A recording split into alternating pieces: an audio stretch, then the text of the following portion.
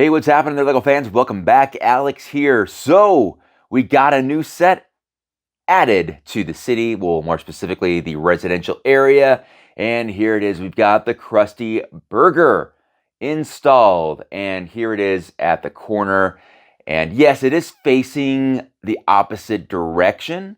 But I'm just kind of good with that now because I have houses that face the opposite direction and modulars that face, backwards. And you have to walk behind the city to really see it all. So that's where I'm at here. So here it is. Here's the Krusty Burger from the back, and you can kind of see that we do have a little drive-through going there in the back. And yes, I did put the sign for the Krusty Burger on top of it, and it's facing this way. And that's where I ended up putting it. Let's go ahead and walk around the other side and see what this looks like. I'll keep the camera rolling as I walk around. You're going to notice that the back there is very empty. I only had that Twilight house left there, and that is because a lot of reasons. I have a big plan, but it requires construction of something non-Lego. So for the moment, this is going to be all kind of redone in a certain way. But let's take a look at the Krusty Burger. This is bugging me. I wish this was double-sided so that it could be on both sides, So anyway, so for the sake of this video, let's go ahead and have the sign face us. So here it is, and I got all the minifigs out. Now, eventually, I think, as far as the minifigures go, I basically take them all and put them into display cases.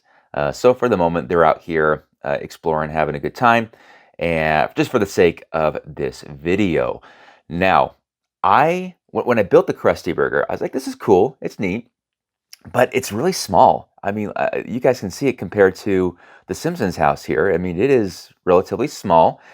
And while you might think that's kind of a bummer, especially for 210 bucks, but it was good for me because the smaller size made it just easier to install into the city, because I was like, well, it's got, a drive-through. So I got to make sure there's a drive-through here. And the drive-through is weird because this is where you order your food, and then you got to pick it up right here, which is also the front. And I'm like, all right, how am I going to do this? So I didn't overthink it. I just, I put these little roads through here and some tiles, and just had to go around. And that's really all I did here. And now it's supposed to open up, right? So let me go ahead and just pop back here. And the inside's cool, right? I'm not doing a detailed review here because you guys, this has been out for a while. It's old news, I guess. But I can definitely appreciate the cool detail on the interior there. It is supposed to open up. Like, it opens up like the Quickie Mart, right? It opens up. You guys can see the crack there, and you can look inside, and it's nice that way. But this one, you can see the hinges right here, right? And it's supposed to open up that way towards, I think, the back. I'm trying to remember which way it goes now. And yeah, so there's a crack right there. And so it opens up so you can get easier access to the inside. But I'm just installing this in my city. And so when I put it down, it's got these gaps right here, right? Ooh, sorry about that. Yeah, right there as well. So as I put it down, I have these 2x3 tiles that work pretty well here for the sidewalk. And I just use these, there's probably a name for them, but they're like the diagonal or triangle tiles, and they fit really well. I only needed 4 of them, and they filled that gap really nicely. So that made it nice and clean looking there when we got it installed. So that was nice.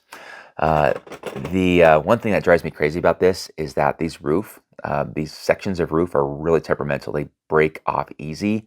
Well, I'm trying to force this thing down, and connect it to the base plate below, because there is a base plate underneath it. It's actually a road plate. It's a turn plate like this that it's on. So if I need to get it back off, it's not going to be fully adhered to a 32x32 base plate.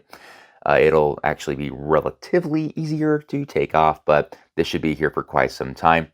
Now, I don't know why, but the cars that you get from Simpson sets, they're very colorful. All the sets are colorful. The only thing that's toned down a little bit is the Simpsons house.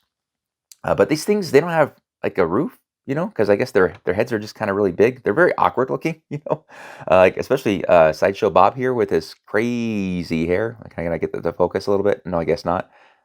So It's funny. I'm going to get Arkham Asylum here soon installed in the city, and somebody said you should put Sideshow Bob in the asylum. And I thought that is a good idea. I like that idea. Thank you for that. But yeah, they don't have a roof for the cars. But this doesn't stay in my city. I actually put the Simpson cars, all of them, on display in a display case, just like I do with the minifigures. And it's the buildings that stay out, with no other reference aside from just the building. That being said, the Krusty Burger's here. It looks good. I like it. Another place to eat because we have down here, of course, Jersey Mike's and the ice cream shop. And I was thinking, like, what should I put here in the middle? And I played around with some ideas because it's an awkward shape. It's not quite two base plates because we have this protrusion here of the drive-through. And I thought, well, so I put the Twilight House there, and it fit really well. Well, I mean, a little too well. It's not as big as the Simpsons house. But I thought, you know what, let me throw the Simpsons house in here. Let me just throw it in there just to see what it looks like. And you know what? It lined up really well with the road plate as a driveway. And I mean, it's right next to the Quickie Mart. Man, you can just see the difference. I'm just kind of realizing this now as I'm doing this video. But man, that's crazy. And I know it's 10 years apart, 10 or 11 years between these two sets. And this was $200, I think, back in the day. And this is $210 now. It was just really, just a sign of the times, I guess, huh, guys? And then, of course, you have the Quickie Mart here as well. And now the Quickie Mart and the Simpsons house, they're bulky, awkward size sets, and they're hard to fit in a city. But I tell you what, the Krusty Burger, it's a lot easier because of its size and simple rectangular shape. Yay. But yeah, I am curious because, I mean, this is a residential. It's a house, right? Does it fit right there? And it is facing the other way, but, I don't mind. Like I said earlier, I don't mind. But that's what I got now at the moment. And I did remove the McAllister house. It's out of the city. Somebody suggested it. I thought about it. I said, you know what? You're right. It's just a little awkward. It doesn't really fit the city vibe. So it's a display set upstairs now. And this back area here, I am going to tap into the additional space that's always wasted. So look forward to that. But I'm taking my sweet time because there's other projects that keep coming up. But I am excited though, because now to this point, all the way to this, curb back here, the residential area is looking nice and full and vibrant and full of life and full of crazy people like Sideshow Bob. All right, guys. Well, let me know what you guys think of the placement. And I'll have, I think the Arkham Asylum is not going to end up going in the residential area. I think it's just going to end up going downtown. It's just more appropriate to have it down there. And I think I have a spot for it.